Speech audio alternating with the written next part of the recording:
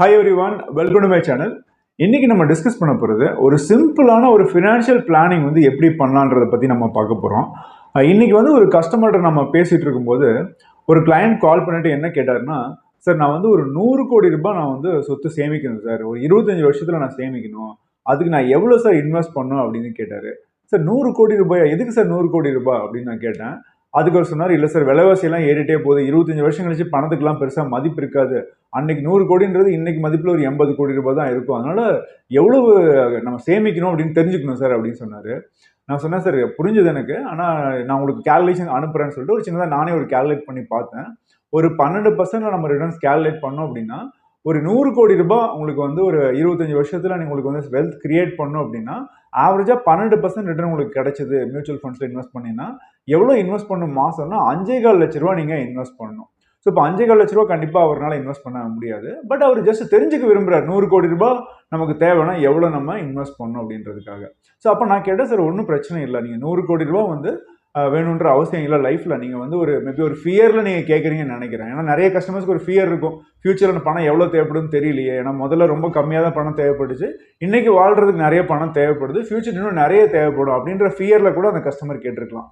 பொதுவாக நம்மகிட்ட ஜென்ரலாக வர கஸ்டமர்ஸ் என்ன சொல்லுவாங்கன்னா, சரி நான் ஒரு 1 கோடி ரூபாய் நான் வந்து சேமிக்கணும், அதுக்கு வந்து வெல்த் கிரியேட் பண்ணோன்னா எவ்வளோ வந்து நம்ம இன்வெஸ்ட் பண்ணணும்னு கேட்பாங்க. அப்போ நான் சொல்லுவேன், சார் 1 கோடி ரூபாய் வந்து எப்படி சார் உங்களுக்கு பத்துமா, இன்னைக்கு 10மா இருக்கலாம், பட் ஃபியூச்சர்ல 10 நம்ம சொல்லுவோம்.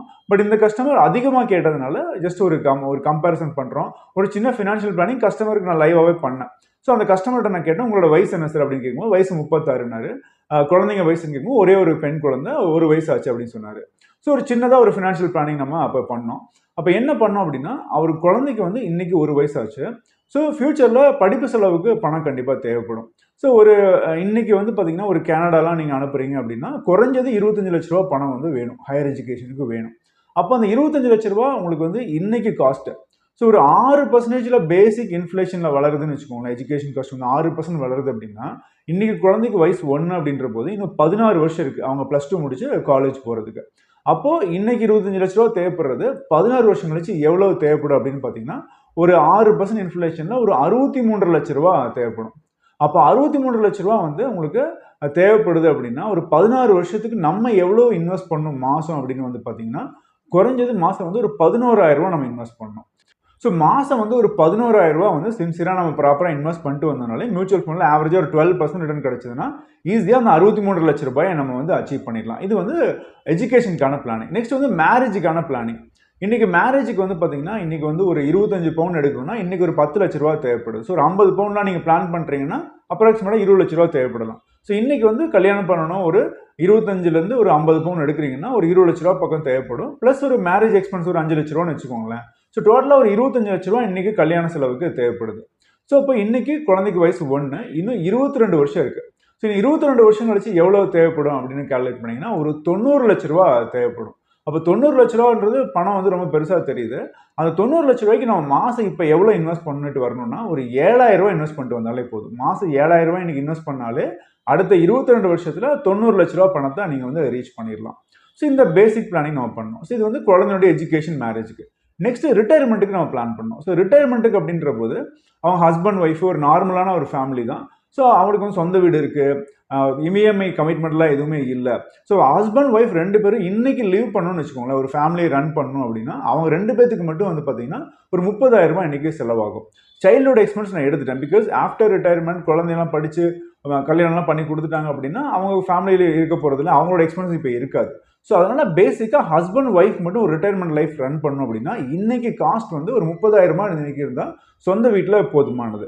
ஸோ இப்போ 30,000 ரூபாய் இன்னைக்கு தேவைப்படுதுன்னா 20 வருஷம் கழிச்சு எவ்வளவு தேவைப்படும் அப்படின்னு வந்து பார்த்தீங்கன்னா கால்குலேட் பண்ணீங்கன்னா அப்ராக்சிமேட்டாக மாதம் 1 லட்ச ரூபாய் தேவைப்படும்.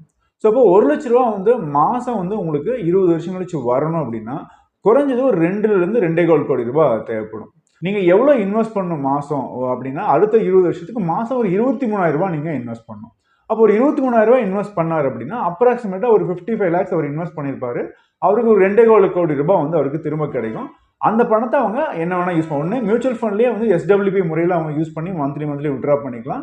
இல்லை அந்த பணத்தை எடுத்து பேங்க்ல டெபாசிட்ல போட்டாங்கன்னா கூட ஒரு 6% இன்ட்ரெஸ்ட் நீங்கள் கால்குலேட் பண்ணீங்கன்னா மாதம் வந்து 1 லட்ச ரூபா இன்கம் வந்து அவங்களுக்கு வர ஆரம்பிக்கும். ஸோ அவங்க ரிட்டைர்மெண்ட் லைஃப்பை வந்து பீஸ்ஃபுல்லாக ரன் பண்ணலாம். ஸோ அப்போ 100 கோடி ரூபாய் வந்து நமக்கு அவசியம் கிடையாது. ஒரு 20 வருஷம் கழிச்சு கூட நமக்கு எவ்வளோ தேவைப்படும்னா குழந்தையுடைய எஜுகேஷன் மேரேஜுக்கு ஒரு 1.5 கோடி ரூபாய் தேவைப்படும். அதே மாதிரி இவங்களுடைய ரிட்டைர்மெண்ட் லைஃப்பை பீஸ்ஃபுல்லாக ரன் பண்ணால் ஒரு 2.5 கோடி ரூபாய் தேவைப்படும். கொஞ்சம் லக்ஸுரியஸாக வாழணும்னா கூட இன்னொரு 1 கோடி ரூபாய் எக்ஸ்ட்ரா அவங்களுக்கு தேவைப்படலாம். ஸோ இப்போ இவ்வளோதான் வந்து பேசிக்கான ஃபினான்ஷியல் பிளான். இந்த மாதிரி நீங்களும் உங்களுடைய ஃபினான்ஷியல் பிளானிங்கை நீங்கள் வந்து பண்ணலாம். உங்களுக்கு இன்னும் கொஞ்சம் பெட்டராக உங்களுடைய கோல்ஸுக்கு எப்படி பிளான் பண்ணுறது அப்படின்னு தெரிஞ்சுக்கணும் அப்படின்னா கீழே இருக்கிற வாட்ஸ்அப் நம்பருக்கு காண்டாக்ட் பண்ணுங்கள். We will guide you.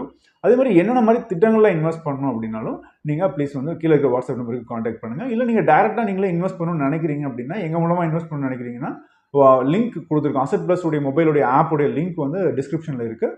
அந்த லிங்க்கை கிளிக் பண்ணி நீங்களே ரெஜிஸ்டர் பண்ணி நீங்கள் வந்து இன்வெஸ்ட் பண்ணலாம். அந்த லிங்கை கிளிக் பண்ணி ரெஜிஸ்டர் பண்ணிங்கனாலும் எங்களோட டீம் மெம்பர்ஸ் வந்து உங்களுக்கு கைட் பண்ணுவாங்க. முடிஞ்ச வரைக்கும் கால் பண்ணாமல் வாட்ஸ்அப்பில் டெக்ஸ்ட் பண்ணுங்கள். இல்லை அந்த ஆப்பில் வந்து சேட் பாக்ஸ் இருக்கும். அந்த சேட் பாக்ஸில் டெக்ஸ்ட் பண்ணுங்கள். எங்கள் டீம் வந்து உங்களுக்கு ப்ராப்பராக கைட் பண்ணுவாங்க. ஏன்னா கால் பண்ணிங்கன்னா நிறைய தடவை கால் பண்ணும்போது சம்டைம்ஸ் நம்ம எங்கேயாவது பிஸியாக இருப்போம். நம்ம அந்த கால் அட்டன் பண்ணி பேசிடுவோம். அதுக்கப்புறம் நம்ம மறந்துடுவோம். ஸோ அதனால் முடிஞ்ச வரைக்கும் டெக்ஸ்ட் பண்ணிட்டீங்க அப்படின்னா நான் வந்து ஸ்டோர் பண்ணிப்பேன். அதுக்கப்புறம் ஃபியூச்சரில் என்னோட டீம் வந்து காண்டாக்ட் பண்ணுவாங்க. இன்கேஸ் உங்களுக்கு நாங்கள் சில சமயங்களில் வந்து பார்த்தீங்கன்னா நிறைய மெசேஜஸ் வந்தது அப்படின்னா எங்களால் ப்ராப்பராக ரெஸ்பாண்ட் பண்ணியிருக்க மாட்டோம். அப்போ வந்து ஜஸ்ட் ரிமைண்டர் 1 அப்படின்னு போடுங்க. எங்கள் டீம் கண்டிப்பாக உங்களுக்கு காண்டாக்ட் பண்ணுவோம். ஸோ தேங்க்யூ ஃபார் வாட்சிங். எங்கள் சேனலோடைய வீடியோ பிடிச்சிருந்தது அப்படின்னா நிறைய பேருக்கு ஷேர் பண்ணுங்கள். இந்த சேனலுக்கு இன்னும் சப்ஸ்கிரைப் பண்ணாதவங்க ப்ளீஸ் சப்ஸ்கிரைப்னா கீழே இருக்க பெல் ஐக்கனையும் ஆல் பண்ணி கிளிக் பண்ணுங்கள். அப்போ தான் நாங்கள் எப்போ வீடியோ அப்லோட் பண்ணாலும் நோட்டிஃபிகேஷன்ஸ் வரும். எந்த வீடியோவும் நீங்கள் மிஸ் பண்ணாமல் பார்க்கலாம். தேங்க்யூ.